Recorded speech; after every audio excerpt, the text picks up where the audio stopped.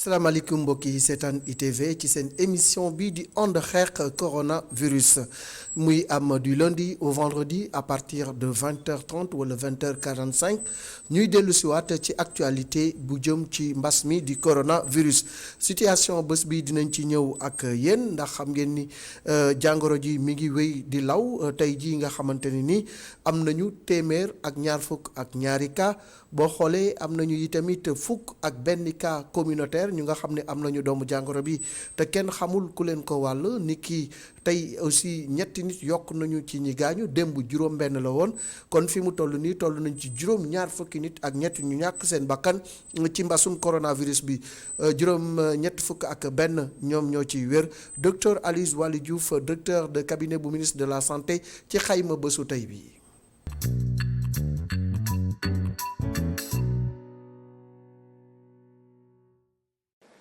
ci juróom-ñeenti téeméer ak juróom-ñaar fukk test yi ñu def téeméer ak ñaar fukk ak ñaar ñoo ci positif téeméer ak fukk ak benn di ay cas contact fukk ak benn yi ci des di ay cas communautaire mu am ñaar ci Liberté 6 benn ci Grand Yoff benn ci Kër Mbay Fall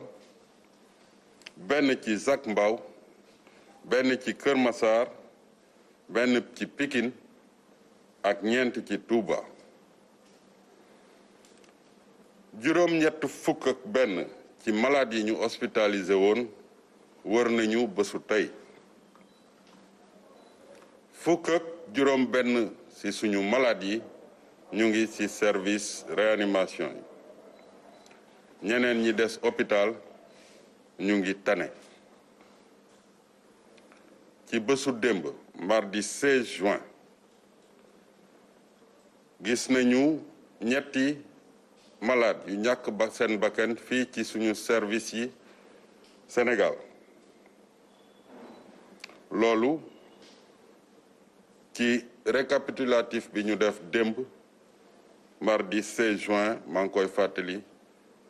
ñu am ñetti malade yu ñàkk seen bakkan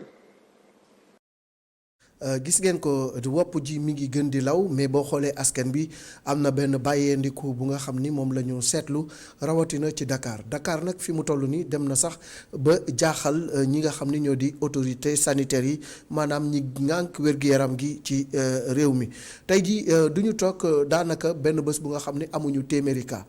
moyenne bi mooy loolu téeméeri cas par jour bu ñu xoolee ci benn ayu bés muy une semaine am nañ ci fukki nit ak juróom-ñett ñu yàq seen bakkan donc jàngoro ji mi ngi wéy di faagaagal rawatina mag ñi ak ñi nga xam ni dañu am ay jàngoro yu ñuy sooxaale taux bi jóge na ci téeméer boo jël juróom-benn ñoo ko doon am waaye fi mu ne téeméer boo jël fukk ya ak ñaar ak lu topp am nañu doomu jàngoro bi Dakar nag moom la ñuy wax épicentre maanaam fi nga xam ni fi la wopp ji gën a bëree fi la wulee njaay jamono ji am nañu 4000 cas ci biir Dakar kon ñu war a gën a farlu war a gën a respecter gestes barrières yi war a gën a dund ak virus bi ça ne veut pas dire nga bàyyeeku ça ne veut pas dire que lu la neex nga def da ngay wéy di xam ni virus bi mi ngi sawet ni ngay def ba aar sa bopp aar ñi nga dekkal mooy nga takk sa masque yeneen yi ci des mooy nga respecter gestes barrières yi ni ko waa kër docteur waxee boo demee tugal li tax seen déconfinement ñu koy xaw a réussir ci jamono ji moo di ni ñoom dañu am discipline dañu am yar ci tegtal yi leen kër docteur jox ñi ngi dem ci restaurant yi ñi ngi dem di liggéeyi mais koo ci gis mi ngi def kem kàttanam pour takk maskam koo ci gis mi ngi def kem kàttanam pour respecter les gestes barrières mais ñun moom dañ ñu ni virus bi dund leen ak moom ñun ñu mel ni dañ ñu virus bi kaay rek faagaagal ñu donc loolu je pense que war nañ ci gën a jël suñu ay matuwaay gën a également veiller ci li nga xam ni moo di respect strict du caractère obligatoire du port de masque je pense que loolu ñi nga xam ne ñooy takk der yi il faut ñu continuer di ci gën a jël ay matuwaay tey nag dañuy dem ba Ngor dinañ fa fekk monsieur le maire de Ngor Amadou Gueye di premier magistrat de la commune de Ngor xam ngeen ni wopp ji moom daanaka bàyyiwul fenn Dakar Est Dakar Centre Dakar Ouest foo dem rek jàngoro ji mi ngi fa commune yëpp daanaka laal na leen ci lu ci gën a bëri dañuy dem ba Ngor fekk fa monsieur le maire Amadou Gueye daal di koy nuyu di ko jaajëfal ci nangu gi mu nangu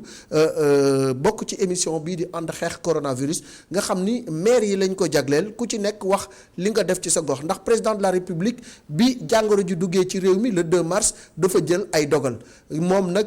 ginnaaw bu mu jëlee dogal yi ñi nga xam ne aussi ñoom ñoo nekk ci gox-goxaan yi kenn ku ci nekk jël nga ay matuwaay pour aar askan bi la wóolu teg la ci bopp commune bi donc tey monsieur Amadou Gueye moom la ñuy dalal mooy maire Ngor monsieur le maire ñu ngi lay nuyu di la dalal ci ITV ci émission bii di ànd xeex coronavirus di la laaj yi tamit laaj bu njëkk coronavirus le 2 mars la fi dugg président ak état bi en collaboration ak ñi nga xam ne ñoo yor wàllu wér-gu-yaram jël nañu ay matuwaay décrété ay mesures yu bari booba ak léegi ci sa commune Ngor yan jéego nga fa def pour jàppale askan bi ci xeex coronavirus.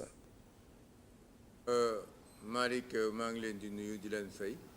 di nuyu waa ITV yëpp di wax rek ne dama am mbégte toog fii ci télé bi di échanger ak yéen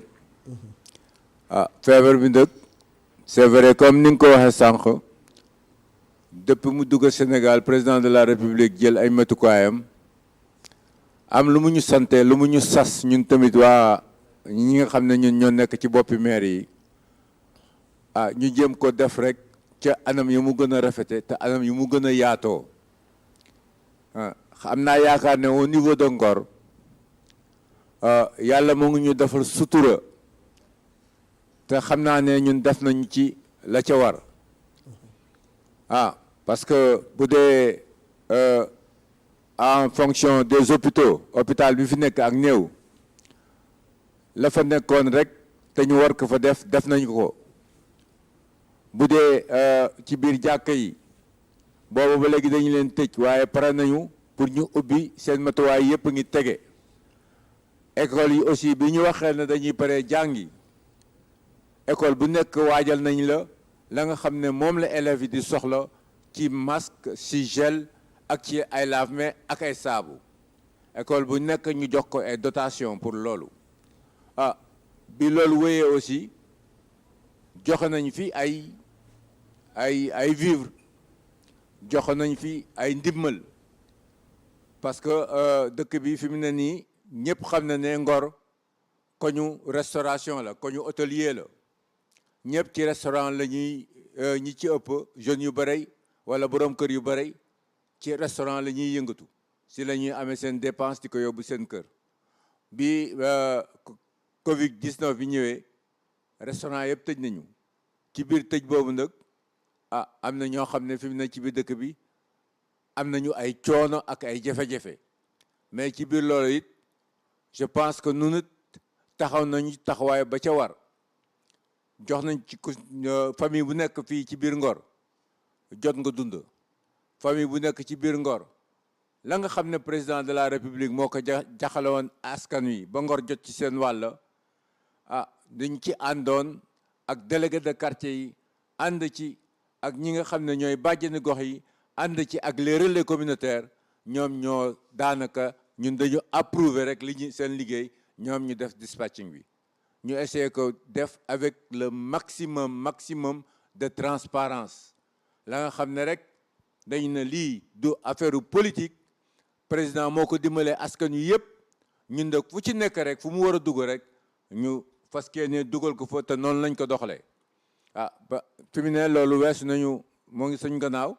léegi nag ñuy xaar li ci kanam parce que pareeguñu am naa yaakaar ne peut-être bu ñu dawalee tuuti ci kanam nit ñi daañ ñu soxlawaat mais li moom mën a wax rek te li wóor ba wóor rek mooy fu ñu soxlaa commune de Ngor rek askanu waa Ngor commune bi yëpp ñoo ngi taxaw di leen xaar pour jàppale leen ci bépp fànn ba nga xam ne rek gàllankoor bi am na ko te mu ñu war leen ci jàppale daañ taxaw jàppale leen ci loolu. alors monsieur le maire wax nga ko léegi ci wàllu séddale dund bi am na lu nga xam ni état bi moo ko joxe am na lu nga xam ni mairie bi moo ko joxe ndax mën nga ko xaajale xamal ñu aussi ñaata famille ñoom ñoo am maanaam ñoom ñoo bénéficié wu ci ndimbal googile. tuñu premier ndimbal mii ñu jëkk a joxe ñun ñii nga xam ne ñun commune bi la woon on a pu joxe nañu au moins lu mat 5000 familles jox nañu leen ay soutien léegi deuxième soutien bi nga xam ne état bi moo ko joxe woon c'était un nombre de 1800 lots yi nag nuroowul dafa wóote parce que ñun dañoo joxe ñaari lot dañoo joxe lot ya nga xam ne ceeb la diwlin ak ak saabu mooy la nga xam ne moom la mairie bi jëkk a joxe ñëwaat ci ginnaaw joxe suukar café meew ak yeneen mbir ya nga xam ne mooy suñu deuxième lot wu joxe après nag loolu la kiiwu état bi ñëw li nga xam ne moom la président joxe pour askan wi mu nekkoon un lot ba nga xam ne dañ ko définir avant mu yegsi ci ñun mu nekk 1800 lots yooyu encore ñu tasaat ko ci biir dëkk bi. alors monsieur le maire wax nga ko léegi njëkkoon nañu jàpp ubbite école bi le 2 juin am protocole sanitaire bu nga xam ni moom la ñu jébbal maire yëpp pour que ci biir gox bi école yi fa nekk ngeen def fa matériel bi ñuy soxla fi mu toll nii tey ci conseil des ministres président de la république jël na dogal ni benn ayubés maanaam le 25 ci la école yi di tijjiwaat ndax yéen fekkoon na ngeen pare lan ngeen di fas yéene defaat aussi pour que élèves yeeg ñi leen di jàngal mën a nekk ci condition yu baax ba jàngoro ji du leen fakkatal. am naa yaakaar ne côté boobu ñun pare nañu parce que bañ ko jëkkee programme ne ouverture de classe yi programme woon nañ ko bu pare instant boobu la ñu pare woon ñun pour ouverture bi mën a am ci anam yu mu gën a mucc ayib donc ci kii boobu laa xam ne defoon nañu lépp la nga xam ne rek école bi soxla na ko muy ñaari école yi ñu am ak nombre d'élèves yi fa nekk dem nañu sax ba élève bu ci nekk ñu wutal la gel de poche ya nga xam ne da ngay jël def sa poche foo aw ànd ak moom ndax di sa loxo yi di mën a désinfecté wu à instant bu ne élèves yu nekk joxoon nañu leen saabu ne leen yóbbu leen seen i kër bu ngeen demee seen i kër ngeen ci raxasu bu ngeen di dem raxasu bu ngeen di ñëw raxasu élève bu ci nekk aussi amoon na masque joxoon nañu nombre de masques yëpp ne élèves yi nekk ci école bi yëpp te à double masque sax la ñu leen jox ku ci nekk jox nañu la ñaari masque pour que nga mën a am rechange professeurs yi fi nekk aussi ñoom ñëpp dañu leen jox ay équipements yi nga xam ne ça fait le double de la ñu waroon a joxe je pense que ak même des kii nu mu tuddati des fournitures scolaires ya nga xam ne si la moom la ñuy soxla pour def seen i essais yi yooyu yëpp on a tout fourni léegi ñoom ubbi jàng rek moo ci des ak instant bu ñu paree rek ñoom la ñu yor mën na ubbi te njàng mi. désinfection classe yi ndax li mu tëju yàgg na ndax loolu yi tamit am na loolu leen ci jotoon def te dans une semaine ñu ubbiwaat ndax fas ngeen ne yéen désinfecter école yi. defoon nañu ko bu pare mais rien n'empêche que ñu defaat ko parce que comme benn du doy te lu baax du doy mais defoon nañ ko mais mën nañu jëlaat les jeunes du village qui sont avec la Croix-Rouge qui sont ña nga xam ne vraiment lu ñuy def ci dëkk bi ñu jàpp ci mën nañu dem désinfecté waat classe yëpp yi nga xam ne dinañu leen utiliser wala école bi yëpp bu ñu demee defar ko je pense que semaine prochaine bu ñuy ubbi conditions yi dina réunir pour que ñu mën a ubbi ci jàmm daal. monsieur le maire ku wax Ngor wax plage wax baignade te xale yi jamono ji tàngaay bi ñu ci bari dañuy dem en masse ci plage yi pour sangu ji te loolu bokk na ci lu nga xam ne indi woon na jafe-jafe ci yeneen gox yi ci sa gox yan matuwaay ngeen jël pour que plage yi aussi ñu bañ fa di nekk di fa tàncaloo jàngoro ji di gën di law. waaw loolu c'est normalement dafa nekk dossier ba nga xam ne walla pàcc ba nga xam ne ci biir aar nit ñi gendarmerie moo ko gérer te ñu ciy def liggéey bu mucc ayib aussi parce que dinaa leen romb virage dinaa leen gis plage de Ngor fu nekk dinaa leen fa seen ñu taxaw pour mën a gérer nit ñi parce que Ngor dafa nekk dëkkuwaay ba nga xam ne dafa xaw a serré dafa spécial nit ñi Ngor boo koy seet rek da nga naan biir dëkk bi boo fu duggee rek di nga gis waxuma la 5000 wala 10 000 personnes au kilomètre carré xam nga pour téye nit ñi souvent day jafe loolu moo tax souvent lu bari nag dañuy jéem a canaliser jeunes yi rek bañ a aw ci yenn yi wala dugg ci yenn yi wax ak ñoom du doy chaque instant dañuy nekk di wax ak ñoom di leen expliquer le pourquoi confinement bi maanaam ñu war ci tegu ndax aar askan wi. alors monsieur le maire wax nga ko Ngor diwaan la bu nga xam ni hôtellerie restauration dafa am doole torop xale yu bëri dañuy yëngu ci lu ni mel ak i tamit ci wàllu napp gi loolu yëpp ay activité la yu nga xam ne Covid bi daf leen impacté alors tey ndax mën nga rek wax ñu ci wàllu évaluation naka la Covid bi gàllankoore askan bi rawatina ndaw yi nga xam ni ci secteur yooyu lañ doon gën di yëngatu. Metti na lool. C'est vraiment quelque chose de difficile maintenant dans la mesure que ne même nappkat yi su ñu demee napp fi mu ne nii kenn du jënd seen jën du ñu gis sax ku ko jënd parce que jaayatuñu mareyeurs yi jëlatuñu seen jën yi parce que bu ñu ko jëlee du ñu am kuñ ko jaay parce que exportation bi taxaw na dara dematul dara dikkatul donc ñoom itam ñoo ngi toog rek bu ñu xëyee toog jàkkaarloo géej gi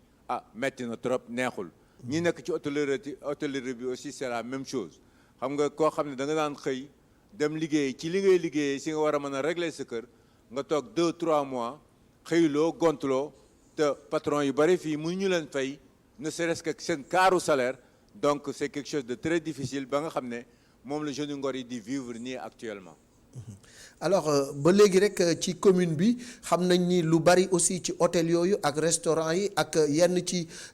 boutique yeeg ak stationnement ak yooyu ci ngeen doon mën a am ay recettes pour mën a rek faire face à vos dépenses tey jii ban impact la loolu yëpp am parce que daanaka fayeekootu leen lu bari même ci publicité beeg lu ni mel. loolu xam ngeen ne kat ñun lu bari mën nañu wax ne daal elwaan ji li ci tuuru bari na. suñu élewaan daal li ci ëpp daal tuuru na ba tax na am naa yaakaar ne lu bari lu ñu programme woon ne dañ ko war a def ren ci atum ren mii pour askan wi daañu ko fomm ba déwén ndax jàmm yàlla bàyyi ñu fi ba ñu mën ko defaral askan wi mais li wóor boo wóor mooy ni nga ko waxee rek càndum ay recette bu ñuy dégg ne maire bi am na tant de budget boobu yëpp ñun ñoo war a daw wuti ko te ci ay recette lañ ko war a wuti di fayeku ñi ñuy fay ñu mën a liggéeyal askan wi waaw ñi nga xam ne ñoom nga war a dem fayeku liggéeyu ñu ci parce que bu ñu liggéeyul duñu la mën a fay yow ba ngay def ci askan wi ngoon nag ñu jéem a muñ rek xam ne lii lu fi yàlla wàcce la di ñaan rek mu bañ fi yàgg ba ñi mën a dellu ca la ñu nekkoon. public yombal na leen maanaam décaissement am na ay procédures yu nga xam ne woyofal nañ ko ba ngeen mën di jëflante ci lu gaaw ci wàllu mbas mi mais bu ñu xoolee seen budget am na yeneen rubrique yu nga xam ne prévoiroon ngeen ko am na liggéey yu nga xam ne waroon ngeen ko def ndaxte tey jii am na ci lu nga xam ni rek Covid bi gàllankoor na ko wala di ngeen saafara Covid bi ba pare continuer seen ay investissement surtout pour gën a ñoŋal développement commune bi. Absolument noonu la rek la ñu mën a système boobu rek la ñuy jël fii nii actuellement li nga xam ne daal rëy na rëyaay ba nga xam ne peut-être li ñu fiy encaissé du ko mën a liggéey ñu def ko engagé ko rek bañ ko mandaté toog ba kër ba ñu koy mën a mandaté li nga xam ne nag mën nañu ko liggéey comme eggali suñu canal bi ñoo ngi koy def et puis am na benn mbedd ba nga xam ne dafay fees sax ndox chaque instant mu ngi wax ndox di fees on va essayer de faire ça li nga xam ne daal dafa jàmp ba mënul ñàkk on va le faire dinañu def lépp continuer di décaisser dans notre budget mais te yoon lay jaar sax par rapport ak ni ñu composé woon budget bi ñu buñ ko programmé ba kii ko rek li nga xam ne yëpp voté woon nañ ko rek ñu jéem a def rek le maximum rek li ñu mën a def ren c'est pas dit que ne on va tout abandonner non on va pas tout abandonner am na yoo xam ne daal c'était bien calé dinañu am financement bi te dinañ ko def aussi pour askan wi. alors monsieur le maire ba léegi rek bu ñu desee ci Covid 19 bi gis nañu ni solidarité bu extraordinaire moom la jur ci askan bi ñu ci bari sax xëy na ñëw nañu jàppale la te yow woowoo leen ndax solidarité boobu remarqué nga ko ci biir Ngor ak ci askan bi ñu ci bari ñu nga xam ne ñëw nañu ni la monsieur le maire mu néew mu bari lii ñoo la ko jàppale ci xeex bi. Absolument Malick foofu nag laa kontaane ci waa Ngor. foofu vraiment dama leen ci gërëm encore di leen sant di vraiment louer seen responsabilité parce que nag association pratiquement association yi nekk ci Ngor yëpp andi nañ ma ko ci nekk comme ni nga ko waxee mu néew mu bari sa participation pour que ñu mën a ànd li ñu war a régler pour askan wi ñu régler ko parce que même ña nga xam ne xalaatuñu leen woon y a des grands messieurs qui sont dans la commune ku ci nekk daal jël nga li nga xam ne moom nga yéene commune bi nga andi ko ci commune bi association yi waxu noppi dans toute la commune de Caen muy les Almadies muy Ngor Jongaraan muy toutes les associations de Ngor daal am nañu participation bu ñu def ci biir askan wi ndigeex li nga xam ne mooy feebar bi fi dugg donc loolu dama leen ci encore remercier au nom de la population de Ngor di leen gërëm di leen sant ci geste yi ñu def envers les populations de Ngor. alors mesures yi ngeen jël yëpp moyens yi ngeen déployé yëpp ban njeexital la am ci Covid bi est-ce que am ngeen ay cas foofu ci Ngor wala bu dee am na fa it nan ngeen ko gérer. Je pense que dëkk yi amul ay cas bariwul. comme ni nga ko waxee sànq rek Dakar mooy épicentre feebar bi mun na Dakar donc ce sont les 19 communes. commune bu nekk am na loo ci laal man dëkk damay wax ne rek yàlla suturaal nañu te yàlla continuer de nous suturaal jusqu'à présent je pense qu'on a eu 40 cas xaw ma 45 cas et pratiquement on a eu un seul décès depuis lors gën nañu dégg benn cas bu fi am actuellement à Ngor toog nañu mën naa wax ne pratiquement semaine bi yëpp dégg nañu ci fi benn cas ba nga xam ne daal war nañu ko toppatoo sauf que nit joxe ci àll ba ñëw ñu test ko ci hôpital bi muy un cas avéré ñu delloo leen fa ñu jóge woon mais du cas ba nga xam ne c'est des cas ya nga xam ne fii ci Ngor la ñu nekk ci Ngor la ñu dëkk fii ci Ngor daal li ma mën a jàpp daal li ma mën a wax échange yi ma def ak médecin bi tey mooy gëj nañu am cas fii ci biir Ngor. alors monsieur le maire monsieur le président de la république jël na dogal woyofal li nga xam ni jëloon na ko ci ay mesures bokk na ci ñu ubbiwaat restaurant yi ubbiwaat yi tamit salle de gymnastique yi ak lu ni mel ndax relâchement bi ñu remarqué au niveau général am na foofu ci Ngor ak ban message ngay lancé rawatina ci ndaw ñi pour ñu gën a respecter mesures barrières yi ak li waa kër docteur santaane. waaw je pense que loolu daal mooy li ma doon wax sànq rek nañu continuer di waxtaan ak xale yi continuer di leen ñaax c'est vrai que am na tuuti relâchement kenn mënul weddi ne relâchement am na fi par rapport ak kii bu njëkk bi mais comme ni ma ko expliqué rek xanaa dañu leen di jéem a encadrer rek ñaax leen ñu téye mesure barrières yi mais quant à téye nit ñi confiner leen ci biir kër yi au niveau de Ngor day jafe parce que ñoo xam ne souvent boo demee kër ga xajuñu fa nga leen da ngeen di tëju ci kër gi day jafe lool mais teewul tit boo jëmee Ngor ñëpp a ngi takk seen masque gaa ngi yor seen i gel ñoo ngi seen poche yi ñoo ngi daal jéem a def le minimum même su maximum amul ñoo ngi def le minimum pour aar seen bopp aar seen njaboot. alors monsieur le maire pour jeexal rek ñi ngi jëm ci après Covid te après Covid ci moment bi lañ ko war a préparer pour rek jamono yi di ñëw ñu mën a suqalikuwaat ci wàllu koom-koom ci wàllu développement ci wàllu liggéey bi tamit ñu gën a joyanti lu bëri ndax loolu yi tamit yow ak sa conseil municipal yéen a ngi ci commencé am ay piste de réflexion pour dara bañ leen a bett. waaw je pense que ñun daal dans ce secteur là ci li ñuy def ci li nga xam ne commune bi moom la warloo ak askan wi mën naa wax ne on a un peu ralenti par rapport ak li ñuy def waaye bàyyi ñu dara on a pas lâché li ñuy def pour que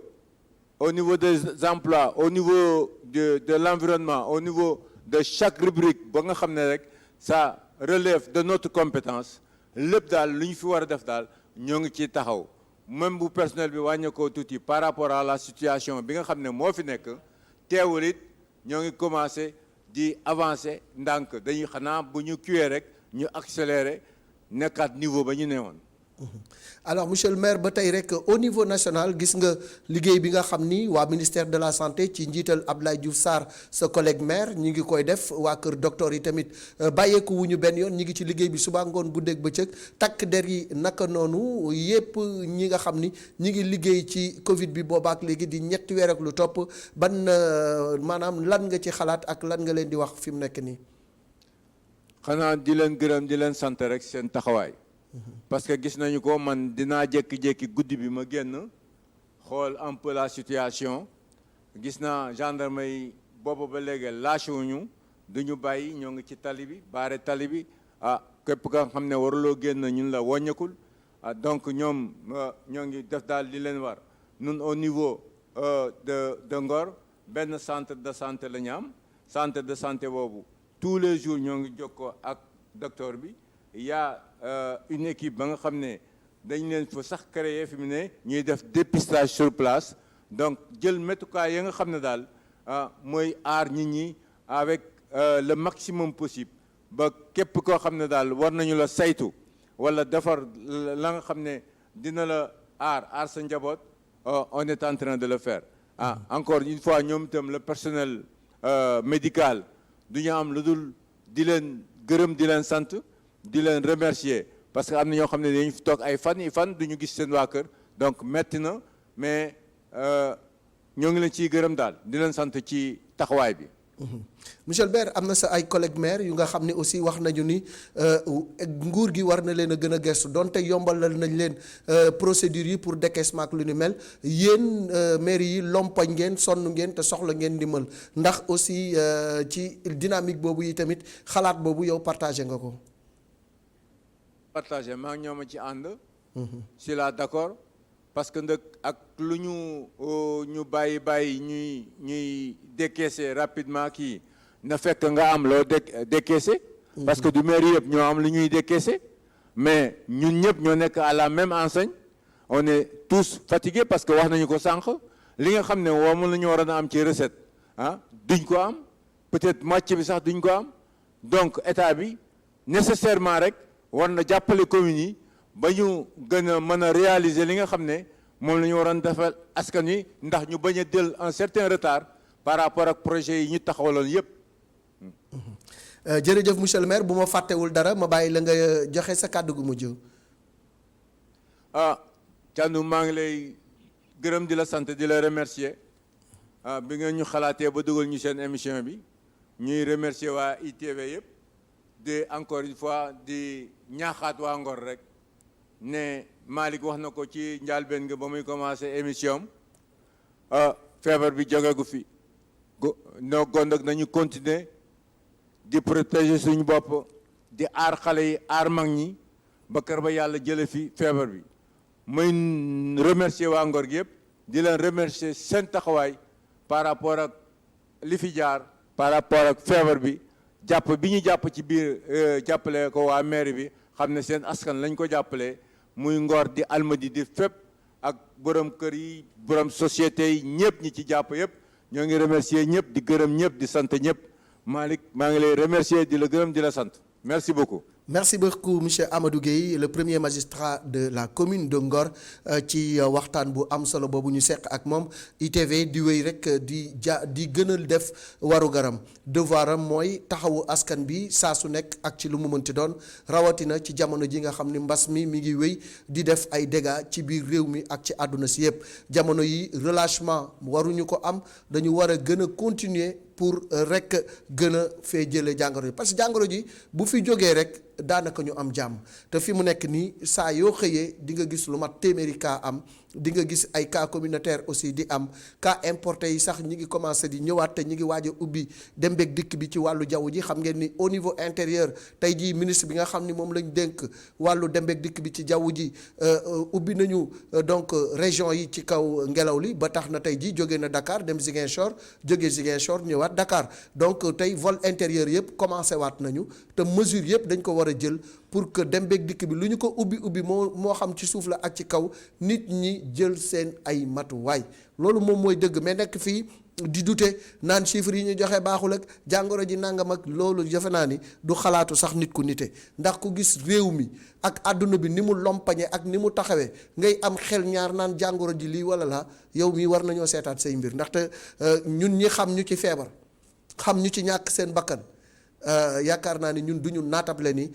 mbir mi dafa fee nekk di yokk di gën di metti rawatina diggante région de Dakar ak région de Diourbel Touba ak région de Thiès ak ci biir réew mi yëpp rek daanaka mais Dakar moom c'est devenu inquiétant Dakar mbir mi foo ko natt weesu na fa 4000 cas ëpp nañu ko fi mu nekk nii ci Dakar daanaka cas communautaire yi loo ci dégg bu dee ñaar wala ñett yu nekk Touba li ci des lépp biir Dakar lay doon quartier bu nekk laal na la mais kon ñun lan la ñuy xaar pour gën a jël suñu ay matuwaay bu ñu xoolee ci en une semaine ñu am ci fukki nit ak ñett yu ñàkk seen bakkan mais ñu xam ne lii mi ngi def musiba mi ngi def ay dégâts ñu gën a aar suñu bopp gën a aar suñu njaboot gën a aar suñu ay dëkkandoo gën a aar suñu ay mag ñi ci kër gi demuñu dikkuñu te feebar bi ñun ndaw ñi ñun ñoo nekk en activité ñu ñooy génn bu ñu jëlu suñu matuwaay ba choper virus bi ñëw indil ko suñu maam wala suñu papa wala suñu yaay lor nañu ko lor njaboot gi kon nañu gën a def prise de conscience xam ne liñ ñuy laaj yomb na raxasul waaye ku la raxasuloo ak ku la raxasuloowul yépp yow da ngaa war foo toll say loxo di set takkal masque pour bañ a wàll wala pour ñu bañ laa wàll mais ku la koy wax yow lay dimbali. kon nag yow sa bopp au niveau individuel yow yaay jël sa ay matuwaay ba nga xam ni jàngoro ji doo ko wàll duñ la ko wàll kon daal nañu gën a góorgóorlu taux de positivité bi jóge na 6% doublé na dem na ba 12,5%. est-ce que jotul sax tey autorités yi xoolaat la stratégie de lutte est-ce que jotul sax ñu jëlaat yeneen mesure ci Dakar parce que Dakar moom c'est devenu très très dangereux kuy dox ci ñun rek tu es exposé. kenn mucc ci kon nag war nañoo jël sax ay mesures exceptionnelles pour Dakar pourquoi pas bu fekkee ni nit ñi dañoo wéy di def maanaam preuve d'irresponsabilité wala boog di ñàkk respecter li leen kër docteur wax ay la yéwén dinañu egg ci jamono ju nga xam ni autorités yi dinañu jël seen ay responsabilités pour stopper pandémie bi ni muy lawee ci biir Dakar te loolu nag ñun ñoo war a ñafe ba mu bañ a egg ci autorités yi ñuy jël décision yooyu. donc kon nañu gën a góorgóorlu yàlla na fi mbas mi jóge yàlla nañu yàlla aar yàlla nañu yàlla suturaal yàlla nañu yàlla defal jàmm ba ñu bokk ci ñi nga xam ne ñoom ñooy nettali jamonoy coronavirus jaa ngeen jëf di jaajëfal équipe bi nga xam ne yëpp ñoom ñoo ànd ak ñun ba ñu mën a def émission bi le ba suba ak jàmm incha allah dinañu dalal le maire de Niakhar waxtaan ak moom i tamit ci li nga xam ne moom la jël ci ay matuwaay ci commune am loolu yi tamit dinañ ci waxtaan bu baax xam naa ni li ñu dese ci waxtu des na tuuti kon nag ñu daal di dugal benn dund couvre-feu sa ko tàggoo.